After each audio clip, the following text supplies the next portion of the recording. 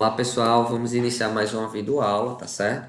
Hoje a gente vai falar de um teminha bastante básico e de importância na área de segurança, que é NR4. NR4 é o serviço de engenharia ou especializado em saúde e medicina do trabalho, chamado de SESMIT. Muita gente já ouviu falar, quem é da área e quem não é. Hoje em dia está se crescendo muito essa palavra SESMIT, e muita gente me pergunta até assim, quem é os donos da empresa, os empregadores. Gonzaga, o que é a SESMIT? Há uma necessidade da minha empresa de ter SESMIT? É a primeira pergunta que me fazem. A necessidade da SESMIT, a SESMIT nada mais é do que um conjunto de profissionais multidisciplinares que vai fazer ou atuar com ações preventivas e corretivas com relação aos acidentes e doenças ocupacionais. Esse é o objetivo da SESMIT. Aí muitos vão dizer, Gonzaga, é o mesmo objetivo parecido com a da CIPA. É, praticamente. Então, só que a CIPA é uma diferença. Vocês vão ver mais na frente, nas outras aulas de introdução, que a CIPA é uma comissão interna, que são com colaboradores. Que o quê? Eles vão auxiliar a SESMIT. É uma forma de auxílio. Então, a SESMIT e a CIPA, elas andam em conjunto na parte preventiva. Se a empresa tiver SESMIT e tiver uma CIPA, com certeza não tem acidentes de trabalho nem doenças ocupacionais. As ações insalubres e perigosas, dependendo da forma de atuação, vão ser eliminadas ou minimizadas, que é a forma das ações perigosas, né? Então, quem está obrigado a construir a sede? Ou eu já tinha falado que praticamente todas as empresas que têm um quadro X de funcionário, que eu vou falar mais na frente. Mas quem faz o conjunto da SESI? São esses profissionais aqui, que a gente classifica como profissionais multidisciplinares. Às vezes, não introduzindo a SESI, eu posso introduzir outros profissionais. Mas lá vai. O que é a SESI? É um engenheiro de segurança do trabalho, certo? Que é o caso dos professores de você, de mim e de Sandro, que somos engenheiros de segurança do trabalho, tudo bem? Aqui o engenheiro é um profissional com graduação e pós-graduação em segurança do trabalho. No meu caso, vou falar bem específico. Eu sou engenheiro, tenho pós em segurança, pós-graduação com a especialização que a gente faz, tenho uma especialização em higiene ocupacional, que é uma área da segurança do trabalho que vocês viram, né? E possuo um mestrado nessa área de ambiental, de ambiente e tecnologia e sociedade, que é essa área de segurança, e o doutorado que eu estou fazendo agora também, mas isso é complementação. Aqui para trabalhar como engenheiro, só vai ser engenheiro com a pós-graduação em segurança. Médico do trabalho é um médico com um nível superior em medicina, com a especialização em medicina do trabalho, para atuar, viu? Enfermeiro do trabalho, graduação em enfermagem com após enfermagem do trabalho. Auxiliar e técnico de enfermagem, na norma ainda tem auxiliar, mas o auxiliar e o técnico de enfermagem são a mesma coisa. Gonzaga, não. Muita gente diz assim, não, Gonzaga. Eu já vi uma pessoa disse que era auxiliar na mesma coisa. Na verdade é. Só que a nomenclatura, se eu não me engano, mudou em 1988 para técnico de enfermagem. Só que aquelas pessoas que já tinham como auxiliar, depois vejam, não tô lembrado da data específica, foi por volta de 88, foi 89. Que o que aconteceu? Quando mudou, essas pessoas que já eram auxiliar permaneceram, mas faz a mesma função do técnico de enfermagem. E o que é? É uma pessoa que tem ensino médio, que fez um curso técnico de enfermagem de trabalho. O técnico em segurança do trabalho, do mesmo jeito. No caso, serão vocês que terminaram o curso junto com o ensino médio com o curso técnico. Gonzaga, pode fazer sem ser com o junto com o ensino médio? Pode. Eu também sou técnico de segurança do trabalho. Eu fiz meu curso técnico durou 2 anos praticamente, e foi pelo IF, e foi depois que eu tinha terminado meu ensino médio. Eu estava na graduação quando eu fiz o meu curso técnico, certo? Em segurança é permitido, tem essas duas modalidades. Só que hoje estão ampliando muito para ser junto com o nível com o ensino médio, que é uma boa. Bom, pessoal, dando continuidade à SESMIT, então há um dimensionamento da SESMIT, tá certo? Para saber a quantidade de profissionais, essa quantidade aqui. Eu não vou chegar na empresa, até vocês podem chegar, por isso que os donos me perguntam, Gonzaga, a necessidade? Ah, porque há um dimensionamento. Primeiro, na própria NR4, no quadro 1 da NR4, ele vem dizendo a primeira coisa que a gente faz é saber qual é o grau de risco daquela empresa. Então, exemplo, tá aqui eu fiz um print só do início da NR, do quadro 1 da NR4 e tá aqui algumas atividades e no final aqui, ó, tem GR, que significa grau de risco. E vem dizendo qual grau de risco é. Vai de 1 a 4 o grau de risco da empresa. Por que eu estou dizendo isso? E começo falando desse grau de risco. Porque muitos dizem assim, já vi profissionais dizendo, minha empresa, o grau de risco é 1, 2. Na verdade, você tem que vir pela norma especificar. E quando a gente faz o programa de gerenciamento de risco, o antigo PPRA, eu colocava logo no início o grau de risco daquela empresa, para ter um embasamento. Então, a gente, primeira coisa, saber qual o grau de risco da empresa. 1, 2, 3 ou 4, tá certo? Conforme essa norma aqui, ó, vem dizendo o nome da empresa, assim, o nome da atividade e o grau de risco. Segundo, eu vou para um anexo que vem a quantidade de profissionais. Olha aqui, ó. Aí depois a gente vem para cá, ó. Tá vendo aqui, ó? No início, grau de risco. 1, 2, 3, 4. E número de profissionais, ó. Tá aqui, tem técnicos. Na verdade, é técnico de segurança, engenheiro, auxiliar, enfermeiro e médico. No grau de risco 1. Suponhamos, lá vou dar um exemplo. Eu tenho uma empresa, eu, Gonzaga, que tenha 500 funcionários, certo? E minha empresa ela é grau de risco 1. Aí eu vou vir aqui, ó. Olha aqui no dimensionamento de cima. Tem de 50 a 100, de 101 a 250. Ele tem uma tabelinha bem colocada. Só que eu sei que o meu é grau de risco 4. Eu vou vir aqui para o final. E sei que tem 500 funcionários, ó. De 250 até 500, viu, ó? Então, eu vou vir para essa terceira coluna aqui, ó. Então, você saber que minha empresa vai precisar de quê, ó? 3 técnicos em segurança, ó, na coluna que tem 250 a 500, que eu tinha dado o exemplo de 500. Um engenheiro de segurança do trabalho, vou precisar. Aí tem um asterisco. O que quer dizer isso, Gonzaga? Quer dizer que é trabalho parcial. Quando não tem um asterisco, quer dizer que trabalha 8 horas. Quando é trabalho parcial, é 6 horas de trabalho. E vou precisar de um médico do trabalho, com trabalho parcial de 6 horas. Então, para minha empresa com grau de risco 4, com 500 funcionários, eu vou precisar de 3 técnicos, um engenheiro e um médico do trabalho. Seria. Gonçalo, deu outro exemplo? Agora lá vai. Vamos dizer que Gerinha montou uma empresa. E essa empresa tem 1.500 funcionários. Só que lá foi uma empresa da área alimentícia. E essa empresa alimentícia é grau de risco 2. Tá aqui, ó. Grau de risco 2 é nesse quadrantezinho aqui. E quando eu vou para 1.500 funcionários, onde tem aqui, ó. Gonzaga tá aqui, 1.001 a 2.000, né? É nessa coluna. Grau de risco 2, então eu vou descendo e vou ver, ó. Vou precisar de quê? Um técnico em segurança.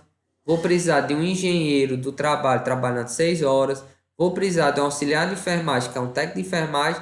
E vou precisar de um médico do trabalho, tá certo? Então, eu vou me situar em cima das colunas. Eu não vou fazer somatórios não, viu, pessoal? É na coluna que a quantidade que eu disser. Gonzaga, a minha empresa subiu. Tá com 3.500. Ó, eu já passo para essa outra coluna. Então, eu vou precisar no total de 2 técnicos, um engenheiro, agora, ó, esse engenheiro aqui, ó, vai ter que trabalhar 8 horas, um técnico de enfermagem e um médico trabalhando 8 horas, viu? Nessa empresa, no grau de risco 2, tá certo? Aí preste atenção que no final da tabela tem assim, ó, lá no final, em cima, acima de 5.000 para 500 grupos, para cada grupo de 4.000 ou fração acima de 2.000, né? O que é isso aqui?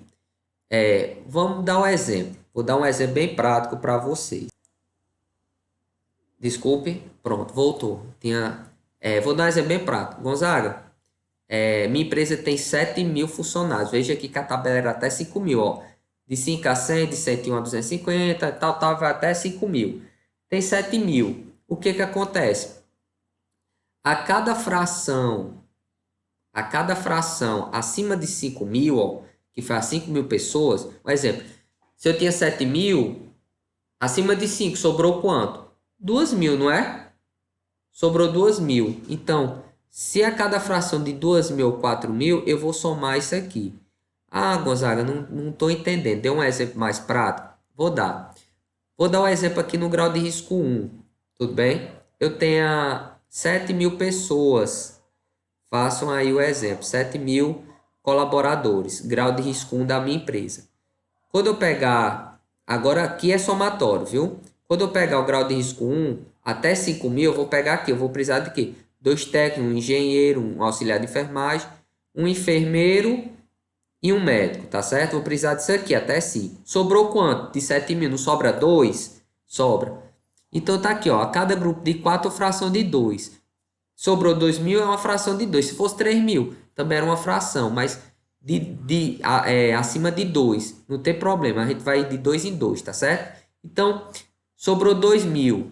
Eu vou diminuir 2.000. Ah, se tiver sobrado 4, Gonzaga. Eu também era um grupo de 4.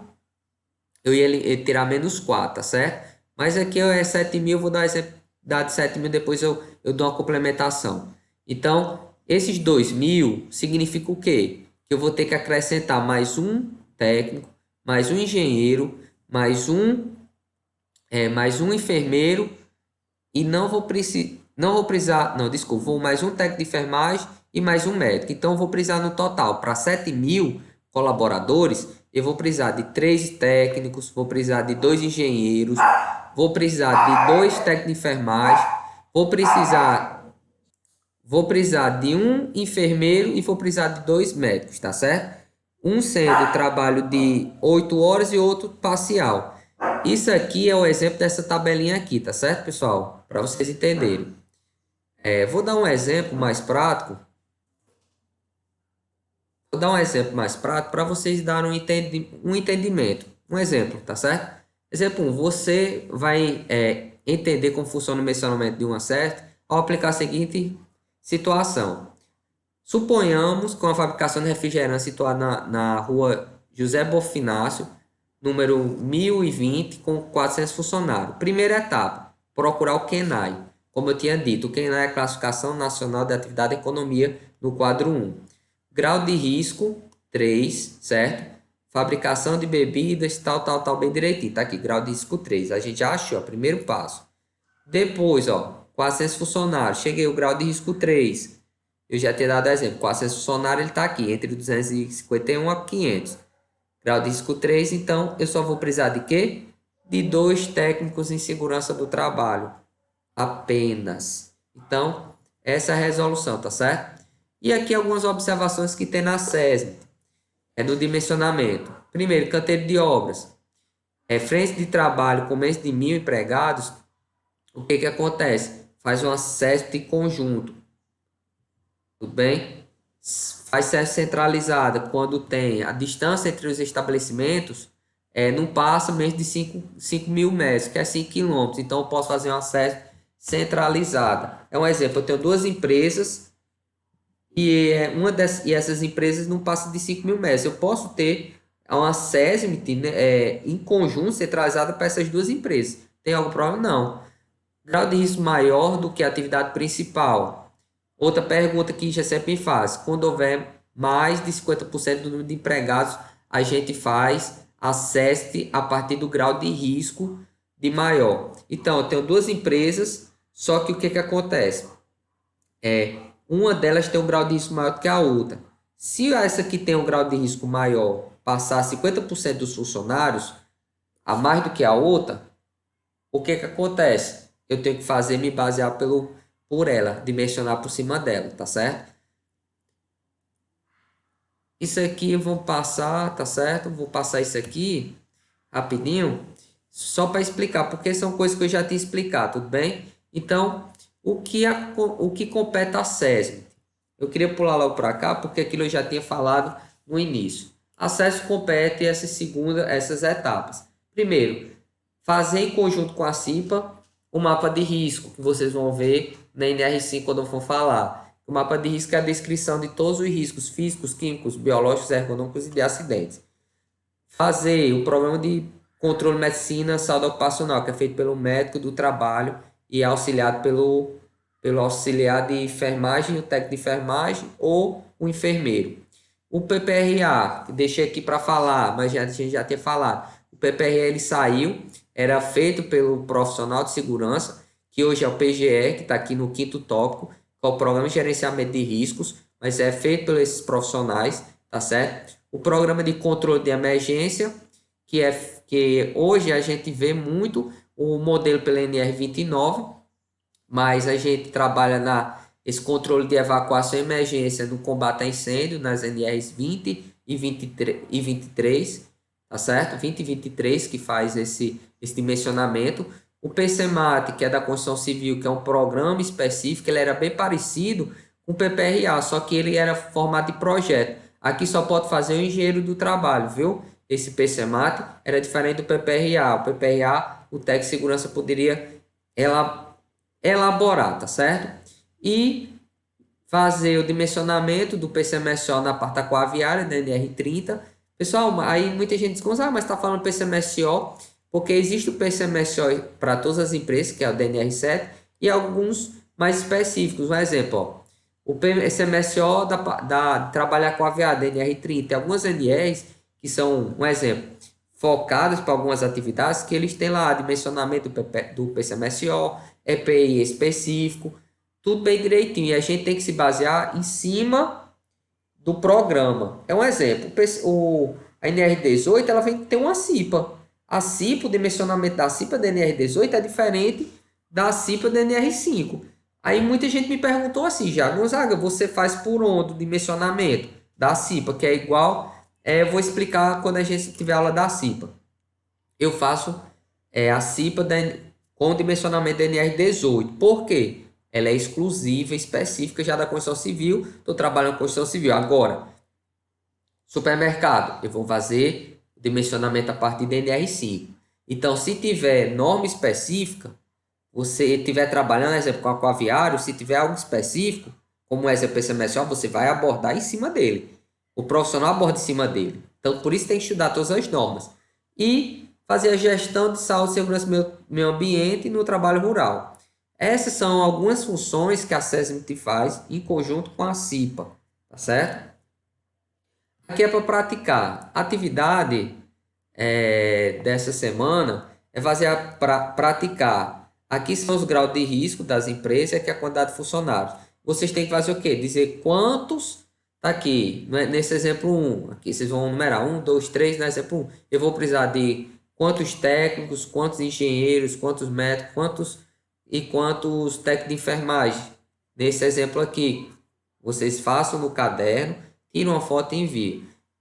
Qualquer dúvida, vocês me perguntem no WhatsApp, no sistema. Mas se vocês pegarem o entendimento que eu vou colocar a NR4, vocês têm que ver ela por completo, viu? Vão ver o quadro lá, vão pesquisar bem direitinho. Mas aqui eu já tô colocando já o grau de risco. Vocês só precisam ver o grau de risco e colocar a quantidade de funcionários. Eu vou mandar o quadrozinho da NR para vocês, tá certo? Pessoal, pois um abraço a todos, ó. Tá aqui, vai ser esse quadro aqui que vocês vão dimensionar por esse quadro. Pegar, tipo assim, grau de risco 4. Ah, é 1000. Ah, é nesse alinhamento aqui. Vou precisar tanto, tanto e tanto. Certo? Então, um abraço a todos e bom estudo.